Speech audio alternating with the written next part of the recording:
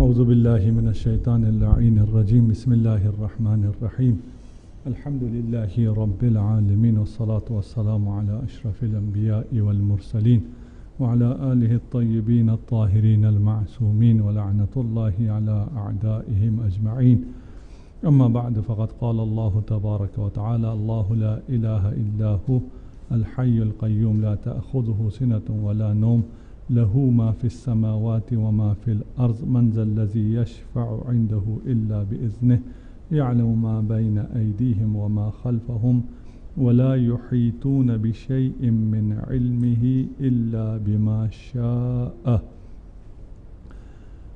آیت الکرسی انشاءاللہ آج ہم مکمل کر لیں گے، اور ہم جہاں تک پہنچے تھے وہ ولا یحیطون بشیء من علمہ الا بما شاء تھا، اور اس سے پہلے ہم نے بیان کیا کہ اللہ لا الہ الا ہو الحی القیوم، یہاں پر اللہ نے اپنی بادشاہی کا، اپنے اقتدار کا، اپنے حی ہونے کا، زندگی تمام زندگیوں کا خود اس سے وابستہ ہونے کا اعلان کیا، اور یہ تمام اقتدار رکھنے والا خدا قیوم بھی ہے. لا تأخذہ سنۃ ولا نوم، یہ خود کر رہا ہے، اس کے اپنے ہاتھ میں ہے، کسی کو دیا ہوا نہیں ہے، اور نہ ہی اسے کوئی اونگ آتی ہے، نہ نیند آتی ہے، اور اس کا احاطہ علمی بھی ہر طرف ہے، ہر چیز کو جو تم سے پوشیدہ ہے اسے بھی وہ جانتا ہے، اور زمین اور آسمان بھی اسی کے ہیں، یہ پوری کائنات کا مالک حقیقی بھی وہی ہے. من ذا الذی یشفع، جب ایسا ہے تو تمہارے پاس نہ علم ہے، نہ مالکیت ہے، نہ ربوبیت ہے، نہ قیومیت ہے، کچھ بھی نہیں ہے، تو خدا کے سامنے کھڑے ہو کر سفارش کرنے کی کس کی مجال ہے؟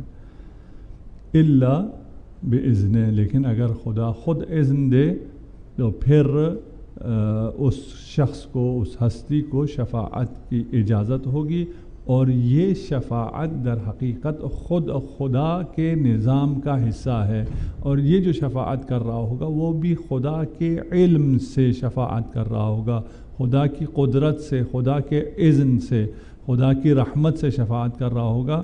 بس اگر ہم شفاعت پر اعتراض کریں، جیسے کہ لوگ کرتے ہیں، خود شفاعت کے کانسیپٹ پر اعتراض کرتے ہیں، اس کا مطلب یہ ہے کہ ہم قرآن کو قبول نہیں کرتے. اس کا مطلب یہ نہیں ہے کہ آپ تشیع کو قبول نہیں کرتے، یا اسلام کے باقی ان فرقوں کو جو شفاعت کے قائل ہیں انہیں قبول نہیں کرتے، کیونکہ وہ اصل کانسیپٹ پر ہی حملہ کرتے ہیں کہ اگر شفاعت ہو گئی تو لوگ سب سست ہو جائیں گے، لوگ جری ہو جائیں گے، لوگ گناہ کریں گے، لوگ خدا کو راضی کرنے کی کوشش نہیں کریں گے، اس شفیع کو راضی کرنے کی کوشش کریں گے. یہ شفاعت کو نہ سمجھنا ہے. اس قسم کے خیالات یا شفاعت کو نہیں سمجھیں، یا سمجھنے کے باوجود تعصبات کی بنا پر قرآن کو قبول نہ کرنا ہے. اب ہم کل شفاعت سے نکل آئے ہیں، یعلم ما بین ایدیہم وما خلفہم، اپنے علم کے احاطہ کا بیان کر رہا ہے کہ جو شفیع ہے اسے بھی کھلی آزادی نہیں ہے. یہ نہ سمجھنا کہ جو شفیع ہے تو ہم اس شفیع کو راضی کر لیں گے، وہ ہمیں خدا سے چھڑا لے گا، خدا کے عذاب سے بچا لے گا، خدا کے قہر سے اور قدرت سے نکال کر کوئی راستہ، سیف وے، کوئی پیسیج کچھ نکالے گا ہمارے لیے. خدا کی قدرت سے نکل کر کوئی راستہ تمہارے پاس نہیں ہے. یعلم ما بین ایدیہم وما خلفہم. یہ جو شفعاء ہیں، ان کے سامنے اور ان کے پیچھے جو انہیں نہیں پتہ وہ بھی خدا کو پتہ ہے، جو انہیں پتہ ہے اس کا بھی خدا کو علم ہے. ولا یحیطون بشیء من علمہ الا بما شاء. اور یہ یحیطون میں جو ضمیر ہے جمع کی، وہی ہم ہے. یعلم ما بین ایدیہم وما خلفہم، یہ جو ہم ہیں وہ لوگ، ان کے سامنے جو ہے، ان کے پیچھے جو ہے وہ جو ہم ہے، وہی لوگ. لا یحیطون بشیء من علمہ، انہیں علم خدا کا کوئی علم نہیں ہے، کوئی احاطہ نہیں ہے ان کا، انہیں علم خدا سے کچھ بھی حاصل نہیں ہے. الا بما شاء، صرف اتنا حصہ جتنا حصہ خدا چاہے. ٹھیک. اچھا، ان آیات کو، ایسے آیات کو دیکھ کر اس کے الا بما شاء کو چھوڑ کر اگر ہم کہیں جناب شفعاء کے پاس کوئی علم ہے ہی نہیں، اور آپ کہتے ہیں رسالت میں آپ کے پاس وہ عالم اول ہے اور اس کے پاس علم ہے اور وہ سب چیزوں سے باخبر ہے، اس نے سب کتاب کا علم ہے، لوح کا علم ہے، یہ سب کیسے کہتے ہیں؟ غیب کا علم بھی ہم نے کل بھی آیت پڑھی تھی کہ غیب کا علم بھی صرف اللہ کے پاس ہے، لیکن جس رسول کو دینا چاہے اور جتنا دینا چاہے. یہ اس حصے کو صرف تفسیر کرنا اور کہنا کہ انبیاء کے پاس، اولیاء کے پاس، صلحاء کے پاس، ائمہ کے پاس کچھ بھی نہیں ہوتا ہے، یہ دیکھو یہاں پہ کہہ رہے ہیں لا یحیطون بشیء من علمہ، یہ الا بما شاء کو چھوڑ کر ترجمہ صحیح نہیں ہے. اس کو ترجمہ کرنا ہو اس طرح تو لا تقربوا الصلاۃ، نماز کے قریب بھی نہ جاؤ. اور یہ تو آیت کا ایک حصہ ہے، باقی حصہ بھی پڑھنا پڑے گا، پھر معنی مکمل ہوگا. اگر آیت کو اس طرح پڑھیں تو پھر نماز بھی تعطیل ہو گئی، نماز کی بھی کوئی ضرورت نہیں ہے، نماز کے قریب ہی نہ جانے کا حکم صریح قرآن میں ہی موجود ہے. اس طرح اگر نعوذ باللہ تفسیر برائے کرنا ہو، اپنی رائے کو ثابت کرنا ہو تو الا بما شاء، اور جو ما شاء ہے وہ کتنا ہے؟ وہ ہمارے تصورات سے بھی بالاتر ہے. آپ لوگ دنیا میں ہی پوچھیں نا کہ فلان کے پاس کتنا علم ہے، کہتے ہیں ماشاء اللہ اس کے پاس تو بہت علم ہے. کتنا مال ہے؟ ماشاء اللہ اس کا تو کوئی حساب ہی نہیں ہے. ماشاء اللہ، ہم جو ماشاء اللہ کہتے ہیں وہ اتنا وسیع ہوتا ہے، تو جو خدا ماشاء اللہ کے ہے کہ خدا جتنا چاہے اور جو علم دے. بس یہاں یہ آیت الکرسی آپ کو جو چیز آپ کے ذہن میں اسٹیبلش کرنا چاہ رہی ہے، حی صرف خدا، قیوم صرف خدا، عالم صرف خدا، صرف خدا کے پاس علم ہے. ٹھیک. لا یحیطون بشیء من علمہ، اس کا جو علم ہے وہ اسی کے پاس ہے، اور کسی کے پاس اگر کوئی علم ہے تو وہ اسی کے علم میں سے ہے، اور وہ اسی کے علم میں سے، خدا کے علم میں سے کتنا کس کے پاس ہے اس کا اختیار بھی خود خدا کے پاس ہے. کسی اور کا اپنا کوئی علم نہیں ہے، سارا علم خدا کا ہے. ولا یحیطون بشیء من علمہ، کسی کو اس علم خدا کا کوئی احاطہ نہیں ہے. جس کو چاہا اسے اس علم خدا سے خدا نے کچھ عنایت کر دیا. خوب، بس قدرت، عزت، حیات، علم، سب کا سب، سارا کا سارا خدا کا ہے. مثلا یہ آیت ہے ان القوۃ للہ جمیعا لا حول ولا قوۃ الا باللہ. قوت جو ہے وہ سارا کا سارا، جمیعا ساری کی ساری قوت کس کی ہے؟ للہ، اللہ کے علاوہ کسی کے پاس کوئی قوت نہیں ہے. سورہ بقرہ آیت 165. یہ آیت اگر ہم کیونکہ اللہ کی محبت کے لیے کر رہے ہیں تو اس کو اگر ہم شروع سے پڑھیں تو لا باس.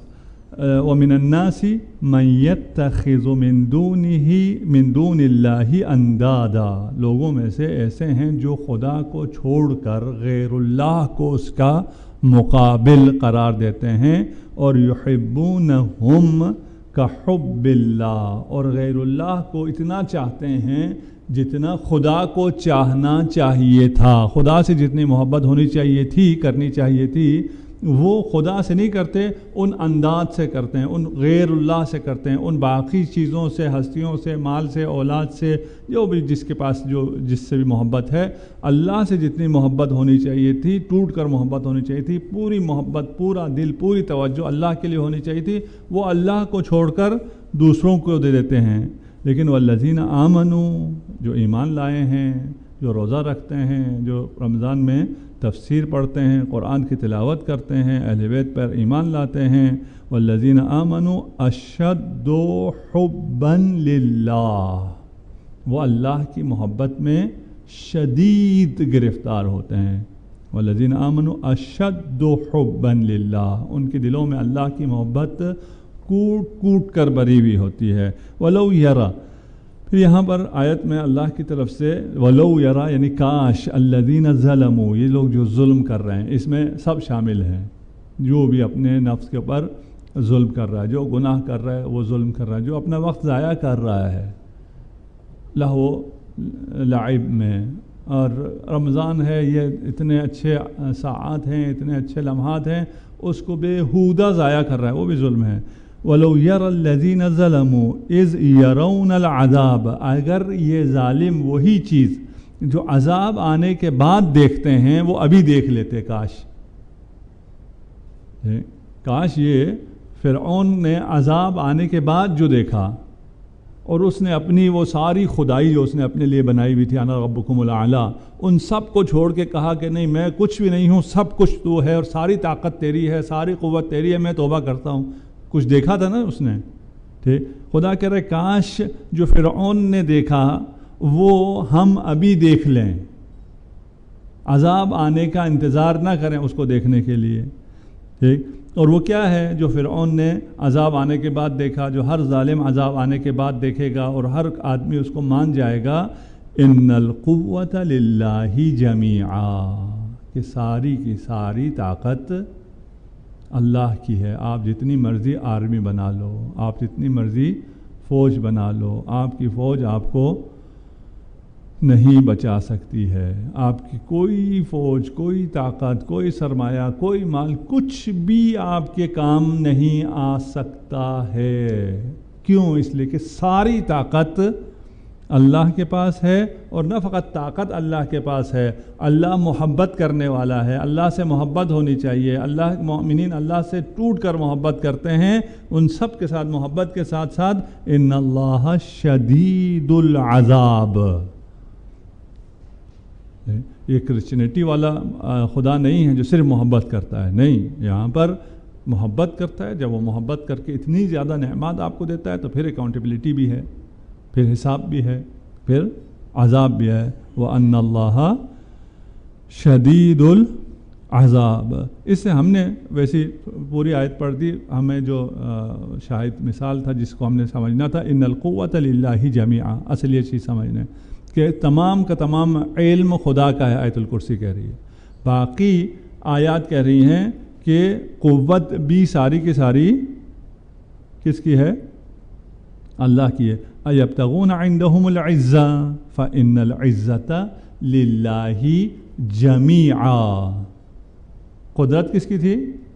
خدا کی، اور ساری کے ساری قدرت خدا کی ہے، ٹھیک۔ ان لوگوں کو دیکھو اللہ کے علاوہ ان کے پاس، اب یہ ان ہر کسی کے لیے عندہم، ہر کسی کے الگ الگ بدھ ہیں، ہر کسی کے پاس الگ الگ سورسز ہیں جہاں سے وہ عزت کمانا چاہتا ہے، ٹھیک۔ تم ان سے عزت کمانا چاہتے ہو، فَإِنَّ الْعِزَّةَ لِلَّهِ جَمِيعًا، ساری کی ساری عزت جمیعاً، ایک حصہ بھی عزت کا کسی اور کے پاس نہیں ہے، ساری عزت خدا کے پاس ہے، حیات بھی خدا کے پاس ہے، الحی هو الحی لا الہ الا ہو، یا جو اللہ لا الہ الا ہو الحی القیوم، بس حیات کا انحصار بھی اللہ پر، عزت کا انحصار بھی اللہ پر، قوت کا انحصار بھی اللہ کا، اسی طرح علم کا انحصار بھی کس پر ہے؟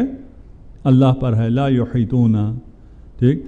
اور آیت میں بھی ہے انہ هو العلیم الحکیم، صرف وہی، انہ ہوا، صرف وہی ذات ہے جو علیم ہے اور حکیم ہے، علم بھی سارا کا سارا رکھنے والا ہے اور علم کو حکمت کے ساتھ رکھنا ہے۔ واللہ یعلم وانتم لا تعلمون، اللہ کے پاس علم ہے، تم لوگ جاہل ہو، تمہیں علم نہیں ہے، ٹھیک۔ تو یہاں پر ولا یحیطون بشیء من علمہ، سارا علم اللہ کا ہے، اس اللہ کے علم میں سے کسی کو کوئی احاطہ حاصل نہیں ہے، الا بما شاء، ٹھیک۔ جس کو جتنا اللہ نے احاطہ دیا ہے اتنا احاطہ، اتنا وہ حاصل ہے، اس کے علاوہ اسے حاصل نہیں ہے۔ وسع کرسیہ السماوات والارض، اللہ کی کرسی جو ہے وہ وسیع ہے اور آسمان و زمین پر اس کا اقتدار، اس کے ربوبیت، اس کی قیومیت، اس کا جو سلطنت ہے، بادشاہی ہے، وہ زمین و آسمان پر قائم ہے، اس کا احاطہ جو ہے ان تمام پر ہے۔ بس یہ ایمان کہ اللہ الہ ہے، اگر اللہ کی عبادت نہ کی تو پھر ہم نے عبادت کا مزہ چکھا ہی نہیں ہے۔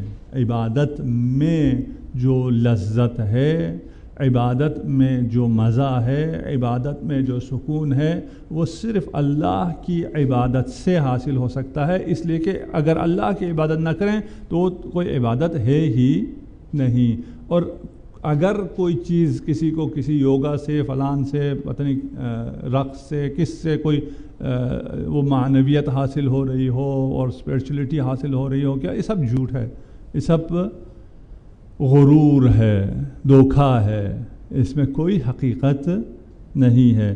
اصل لذت اللہ کی عبادت سے آئے گی، اور وہ حی ہے، وہ قیوم ہے، وہی اس پورے کائنات کو، زمین و آسمان کو، آسمان دیکھیں کتنا وسیع ہے، آج کا انسان جانتا ہے آسمان کی وسعتوں کو کچھ حد تک، وہ بھی ٹھیک، اور حیران پریشان ہے۔ وہ آسمان ان تمام وسعتوں کے ساتھ اس کے مقابلے میں زمین جو ہے وہ کچھ بھی نہیں ہے، ریت کے ایک ذرے کے برابر بھی نہیں ہے ان تمام صحراؤں کے مقابلے میں۔ اس کو اللہ کتنا اہمیت دیتا ہے کہ ما فی السماوات والارض، ارض کو الگ سے بیان کرتا ہے۔ یہ ارض الگ سے بیان اس لیے کر رہا ہے کہ اس ارض میں آپ ہیں، اور آپ کو خدا نے بہت محبت سے خلق کیا ہے۔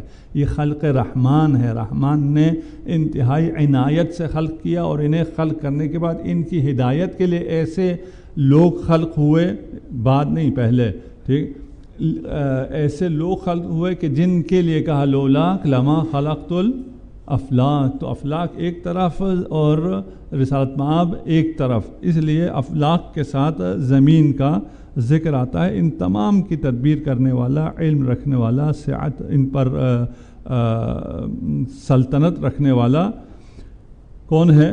وسع کرسیہ السماوات والارض۔ اچھا، اب جب یہ کرسی کہتے ہیں، ویسی کرسی کہتے ہیں ایسی اساس کو یا محکم بنیاد کو جس پر انسان براجمان ہو سکے، تمکنت کے ساتھ بیٹھ سکے، یعنی تھوڑا مضبوطی سے بیٹھ سکے، کیونکہ کرسی ایسی چیز ہوتی ہے، اس لیے یہاں کرسی کی تعبیر اختیار کی گئی ہے۔ مفسرین نے کرسی کے لیے دو چیزیں کہا ہے کہ کرسی سے مراد حکومت ہے، خدا کا اقتدار ہے، یا کرسی سے مراد خدا کا علم ہے۔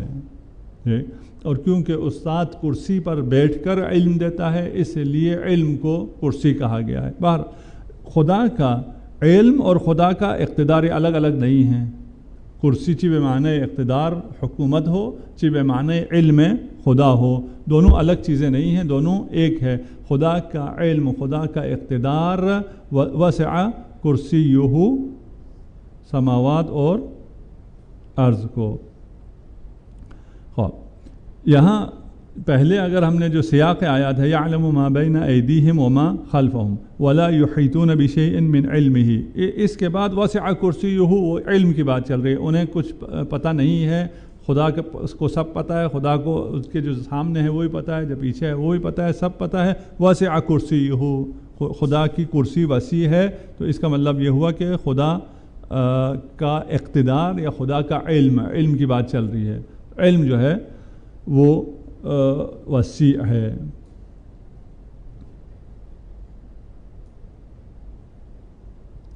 لا یؤودہ حفظہما، تو یہ زمین اور آسمان جو اتنی وسعت کے ساتھ ہے، اور اسے اللہ نے اس کی نگہداری کرنی ہے، قیومیت کرنا ہے، اسے چلانا ہے، اس کا انتظام و انصرام کرنا ہے، تو اس کے لیے پہلے فرمایا کہ اسے نہ اونگ آتی ہے اور نہ نیند۔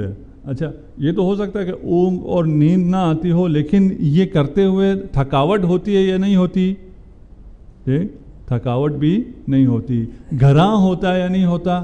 گھراں بھی خدا پر نہیں ہوتا، کیوں یہ تمام چیزیں اللہ کی گرفت میں ہیں، اللہ کی مخلوق ہے، اللہ کے بالکل سامنے ہیں. اس کو سنبھالنے کے لیے، اس کو چلانے کے لیے ہماری طرح نہیں ہے خدا کا وجود. ہماری انرجی صرف ہو رہی ہوتی ہے، ہمیں نیند آتی ہے، ہم تھک جاتے ہیں. لا یعودہ حفظہما، زمین اور آسمان کی نگرانی اس کے لیے ذرا برابر بھی گراں نہیں ہے. وَلَقَدْ خَلَقْنَا السَّمَاوَاتِ وَالْأَرْضَ وَمَا بَيْنَهُمَا فِي سِتَّةِ أَيَّامٍ، ہم نے آسمان اور زمین کو اور جو کچھ ان کے درمیان ہے 6 دنوں میں خلق کیا. وَمَا مَسَّنَا مِن لغوب، اور ہمیں کوئی تھکان محسوس نہیں ہوئی.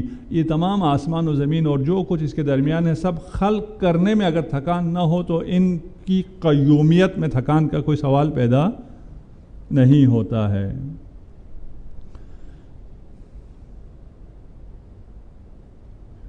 لا یعودہ حفظہما وہو العلی العظیم. ٹھیک، بس خلاصہ یہ ہو گیا کہ اللہ لا الہ الا ہو، اللہ وہ ہے جس کے علاوہ کوئی معبود نہیں ہے.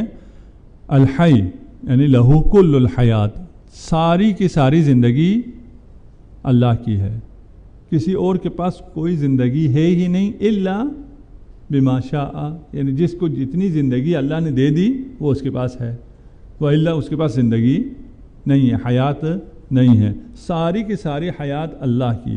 وَلَهُ الْقَيُّومِيَّةُ الْمُطْلَقَةُ، اور اللہ کی قیومیت، اس کی نگہداری، اس کی سلطنت، اس کا یہ چلانا کائنات کو، اس کی مدبریت جو ہے وہ بھی مطلق ہے. یعنی اس میں بھی کوئی نہ اونگ آتی ہے، نہ نیند آتی ہے، نہ تھکاوٹ ہوتی ہے، نہ گھراں ہوتا ہے، نہ وقفہ ہوتا ہے، نہ چھٹی ہوتی ہے، کچھ بھی نہیں ہوتا ہے. وہ مطلقاً کس کا ہے؟ خدا کا ہے.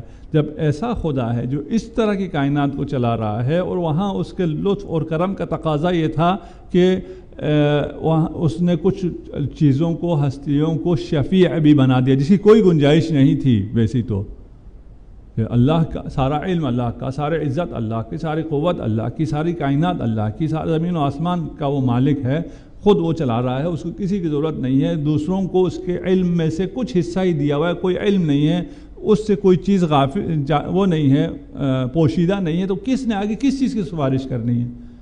نہیں تھا. لطف خدا یہ ہے کہ اس تمام نظام کے باوجود شفاعت کا نظام رکھا، اور شفاعت کے نظام میں یہ ہم نے کل بھی عرض کیا تھا کہ کون بھی شفیع ہیں؟ انبیاء وغیرہ، ہاں وہ سب بھی شفیع ہیں، اور کائنات کا ہر سبب بھی شفیع ہے. یہ زمین و آسمان و ہوا و پہاڑ و پتھر یہ سب کیا ہو گئے؟ شفیع، آپ کی شفاعت کرنے والے ہو گئے. وَهُوَ الْعَلِيُّ الْعَظِيمُ، وہ اللہ جس کا یہ مرتبہ ہو تو وہ یقیناً صرف وہی، وہو، ٹھیک ہے نا، صرف وہی علی ہے، علو رکھتا ہے اور عظیم ہے. یقیناً یہ ان تمام چیزوں کا معنی جو ہم نے آیت الکرسی میں پڑھا، اس کو اگر خلاصہ کریں کہ یہ ہم نے کیا پڑھا اللہ کے بارے میں، اللہ لا الہ الا ہو تعالی آخر، وہ وہو علی العظیم، کہ وہی یقیناً صاحب علو ہے، وہی صاحب عظمت ہے. اس لیے کہ بلندی ساری اسی کی ہے، عظمت اور عزت بھی ساری اسی کی ہے. یہ آسمان و زمین و یہ عظمتیں ساری بھی اس کی خلق کی ہوئی ہیں. علم اگر عظیم ہے وہ بھی اسی کا ہے، حیات اگر عظیم ہے وہ بھی اسی کا ہے، قدرت اگر عظیم ہے تو وہ بھی اسی کی ہے، عزت عظیم ہے وہ بھی اسی کی ہے. تو وہی عظیم ہے، وہی علی ہے. رہ گیا کہ اگر ہم کہتے ہیں کہ یہ باقی لوگ بھی، یعنی باقی اسباب بھی کیا ہیں؟ شفیع ہیں.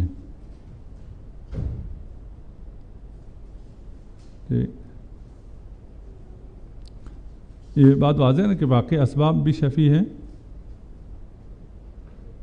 جی ہم نے کہا نا دنیا میں ہر چیز، ہر سبب، جس چیز سے آپ، جس آتش سے، جس سورج سے آپ کو حرارت مل رہی ہے، یہ سورج بھی شفیع ہے، یہ بھی اللہ کے سامنے شفاعت کرتا ہے کہ ان انسانوں کو حرارت کی ضرورت ہے، مجھے اجازت ہے میں انہیں حرارت دے دوں. اور اگر اللہ اجازت دے تو آپ کو سورج سے حرارت ملتی ہے. آج کل تو سورج کی حرارت نعمت نہیں لگ رہی نا، اس لیے کوئی اور مثال دیں. ٹھیک، یہ جو ہوائیں چلتی ہیں ٹھیک اور بارش برستی ہے، یہ بارش بھی، یہ ہوا بھی، یہ بادل بھی، یہ پانی بھی، یہ سارے شفیع ہیں. ٹھیک، اور شفیع جب اگر ہم ان سب کو شفیع کہہ رہے ہیں، یہ اگر قرآن کے نظریے کو سمجھا جائے تو قرآن نے اپنا سارا نظام کائنات شفاعت پر استوار کیا ہے. اور ان کی بات کی جائے جو شفاعت کا انکار کرتے ہیں، وہ اپنے بہانے نکالتے ہیں، جی اگر شفاعت کریں، اگر خواتین کو ڈرائیونگ کرنے دیں تو پتہ نہیں یوں ہو جائے گا وہ ہو جائے گا. وہ پچھلے 50 سال سے کہتے رہتے ہیں. ٹھیک ہے، اور اب اجازت دے دی ہے. وہی شفاعت بھی اسی قسم کے وہ ہیں، ان کے پاس بہانے ہیں کہ اگر شفاعت کی اللہ نے کسی کو اجازت دے دی تو یوں ہو جائے گا وہ ہو جائے گا، جس طرح خواتین کو اگر ڈرائیونگ کی اجازت مل جائے. بس اگر ہم کہتے ہیں تمام کائنات کا نظام شفاعت پر ہے، اور ہر چیز، یہ لکڑی جو ہمیں اور یہ کرسی جو ہمیں اس طرح اپنے اوپر بٹھائے ہوئے ہے، تو یہ بھی شفاعت ہے. تو اس شفاعت کا مطلب یہ ہوگا کہ ان میں شعور ہونا چاہیے. شفیع کا مطلب یہی ہو گیا نا کہ یہ خدا سے کہہ رہی ہیں کہ میں چاہتا ہوں کہ یہ انسان یہاں بیٹھا ہے، اس کو میں آرام سے، اطمینان سے، سکون سے اس کے اوپر رکھوں، اسے گرنے نہ دوں. ٹھیک، جب خدا نے خدا سے یہ شفاعت کی ہے تو اس میں شعور ہونا چاہیے. ٹھیک، ان میں شعور ہوتا ہے یا نہیں ہوتا؟ ان میں سے ہر چیز میں شعور ہے. یہ تو قرآن نے ہم سے کہا ہوا تھا. مسئلہ یہ ہے کہ ہم لوگ اگر ابھی کوئی پانی کی تصویر بنائے کوئی فوٹوگرافر اور اس کی تصویریں پوسٹ کرے اور دکھائے اور فلان کرے تو ہم کہتے ہیں او پانی میں شعور ہے اور وہ فلان فوٹوگرافر نے بتایا ہے. ٹھیک، تسبح لہ السماوات السبع، اللہ کے لیے تسبیح کرتے ہیں سماوات سبع، والارض اور زمین، ومن فیہن اور جو کچھ بھی. دیکھیں معمولاً سماوات اور زمین میں جو ہے اس کو ما سے تعبیر کیا جاتا ہے. جو کچھ بھی عربی میں جو ذی شعور اگر ہو تو اس کے لیے من آتا ہے، اور غیر ذی شعور کے لیے ما آتا ہے. ٹھیک ہے نا، ما فی السماوات ما فی الارض، قرآن میں ہم نے ابھی پڑھا ہے. ٹھیک، یہاں اب ما نہیں کہا، یہاں کیا کہا ہے؟ من فیہن. ٹھیک، کہ وہ تمہاری ایک وہ تقسیم تھی جس کی بنا پر تم کہتے تھے کہ شعور جو ہے وہ ہم ان چیزوں میں شعور کہتے ہیں، جن میں حیات نباتی ہے، حیوانی ہے یا انسانی ہے، باقیوں کو ہم ذی شعور نہیں کہتے. یہ ہماری تقسیم ہے. قرآنی تقسیم میں جو کچھ سارے آسمان، زمین اور جو کچھ آسمان و زمین میں ہے وہ سب من ہیں، ذی شعور ہیں، اور وہ سب تسبیح کر رہے ہیں. وَإِن مِّن شَيْءٍ إِلَّا يُسَبِّحُ بِحَمْدِهِ، کوئی چیز ایسی نہیں ہے الا ان کے وہ کیا کرتی ہے؟ اللہ کی تسبیح کرتی ہے. وَلَكِن لَا تَفْقَهُونَ تَسْبِيحَهُمْ، لیکن تم ان کی تسبیح کو نہیں سمجھ سکتے ہو. ٹھیک جی، آیت ہے یہ سورہ اسراء کی 44ویں آیت ہے. اسراء، بنی اسرائیل.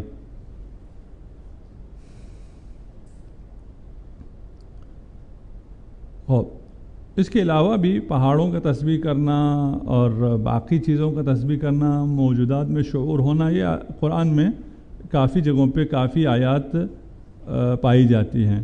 ثم استوى الى السماء، ہم یہ آیتیں صرف اس لیے لا رہے ہیں، ہم یہ کہہ رہے ہیں کہ پورے نظام ہستی میں شفاعت کا نظام چلتا ہے. پورے نظام ہستی میں شفاعت کا نظام چلنے کا مطلب یہ ہے کہ ابھی آپ کو جو بھی نعمت حاصل ہے وہ نعمت شفیع ہے. وہ اللہ سے شفاعت کرتی ہے آپ کے حق میں کہ میں اس بندے کے لیے جو یہاں اس گرمی میں بیٹھا ہوا ہے، ہوا شفاعت کرتی ہے کہ میں آؤں اس کو تھوڑی سی نوازش کروں تاکہ گرمی کا اثر تھوڑا سا ٹوٹے.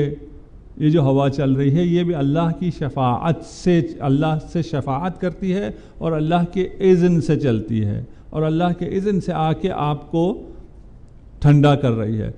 ثم استوى الى السماء وهي دخان، پھر آسمان کی طرف متوجہ ہوا اور وہی دخان، اور یہ آسمان جو تھا وہ ایک دھواں تھا، اسموک تھا۔ یہ بھی آج کل سائنس نے کہنا شروع کر دیا یہی کہ آسمان پہلے اسموک تھا۔ فقال لها وللارض، پھر زمین آسمان کی طرف جب وہ دخان تھا، دھواں تھا، متوجہ ہوا اور اس کے بعد آسمان سے اور زمین سے کہا ائتیا طوعا او کرہا، کہ آگے آؤ، چلے آؤ، چاہو خوشی سے یا کراہت کے ساتھ، چاہو یا نہ چاہو آنا پڑے گا تمہیں، آؤ، اپنی مرضی سے آؤ گے یا تمہیں جبرن لایا جائے۔ قالتا، آسمان اور زمین نے کہا ائتنا طائعین، ہم تو بے خوشی آئیں گے، اور آ گئے بے خوشی خوشی اللہ کے حکم پر۔ اور ان میں شعور ہے تو یہ تکلم ہو رہا ہے نا، یہ مکالمہ اللہ کا اور کس کا؟ زمین اور آسمان کا۔ زمین اور آسمان کی بعض لوگ کہتے ہیں اس کی تسبیح یہ ہے کہ یہ اسی طرح خوبصورت رہے، یہ اس کی تسبیح نہیں، اس کی یہ تسبیح نہیں ہے، اس کی تسبیح اس کا اپنا تکلم ہے۔ اب وہ کیسی تسبیح ہے؟ قرآن نے کہا کہ تم نہیں سمجھ سکتے ہو۔ اب انسان ایسا ہے نا، جب قرآن نے کہا تم نہیں سمجھ سکتے پھر بھی کوشش کرتے ہیں کہ میں نے سمجھ لیا ہے، یہ اس کا یوں ہونا تسبیح ہے اور بلبل کا چہچہانا تسبیح ہے۔ نہیں، وہ کیا تسبیح ہے ہم اس کو نہیں سمجھ سکتے، اس کی تسبیح کیسی ہے اور ابھی یہ کیسے تسبیح الہی میں مشغول ہے اس کا ہمیں علم نہیں ہے۔ قرآن ہے، ہم سے کہا گیا کہ زمین میں جو بھی چیز موجود ہے وہ تسبیح الہی میں مشغول ہے، آسمانوں میں جو بھی چیز ہے وہ تسبیح الہی میں مشغول ہے۔ جب سب تسبیح میں مشغول ہیں تو یہ ایک انسان ہے جو دنیا داری میں مشغول ہے، ان چیزوں میں مشغول ہے جو خود خدا میں مشغول ہیں۔ ان سب کو ہمارے لیے مسخر کیا، ہمارے لیے بنایا تاکہ ان کے ذریعے تکامل حاصل کر سکیں، اور یہ سب خدا کی تسبیح میں مشغول، اور ہمیں ان کے ذریعے زیادہ خدا کی تسبیح مشغول ہونا چاہیے تو ہم ان میں مشغول ہو گئے۔ یہ ایام اور یہ دن تسبیح کے دن ہیں۔ یہ دن تو ہم بھی ان موجودات میں سے شامل ہو جاتے ہیں جن کی تسبیح کو کوئی نہیں سمجھ سکتا۔ ہماری سانسیں تسبیح ہیں، ہماری سانسیں تسبیح ہیں، تو پھر وہ سبحان اللہ، اللہ اکبر کے علاوہ کی تسبیح ہو گئی نا، پھر وہ بھی ایسی تسبیح ہے جسے ہم نہیں سمجھ سکتے ہیں۔ خدا ہمیں توفیق دے کہ ہم قرآن کو سمجھ سکیں، خدا کی معرفت حاصل کر سکیں، اہل ایمان کی طرح خدا سے شدید محبت کر سکیں، اور ہمارے دل میں ہر اس چیز کی محبت ہو جس سے خدا کی محبت بڑھتی ہے، اور ہر اس چیز کی محبت ہمارے دل میں نہ آئے جس سے خدا کی محبت کم ہوتی ہے۔ یہ ہم یہاں تک آیت الکرسی، اور اس کے بعد ہم سے کہا ہے کہ سورہ قدر کی تفسیر کریں، یعنی مل کے سمجھنے کی کوشش کریں۔ یہاں تک اگر کوئی جی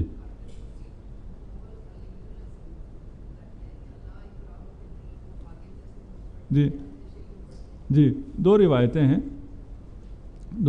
ہیں، ہمارے پاس بھی دونوں روایتیں ہیں، ٹھیک ہے، کہ یہاں تک ہے لا اکراہ فی الدین، وہاں تک ہے، ہم اس روایت پر عمل کرتے ہیں۔ اور ابھی کیونکہ مجھے کہا تھا سورہ قدر بھی کرو، اور ہمارے پاس ہفتے کو میرے کوئی کمٹمنٹ تھی، وہ میں نہیں آ رہا، اور پھر 3 دن شہادت کی وجہ سے ہم نہیں آ رہے، پھر 25 تک ہمارا یہ سیشن چلے گا، تو ہم پھر اتنا ہی ہم نے اس اکتفا کیا۔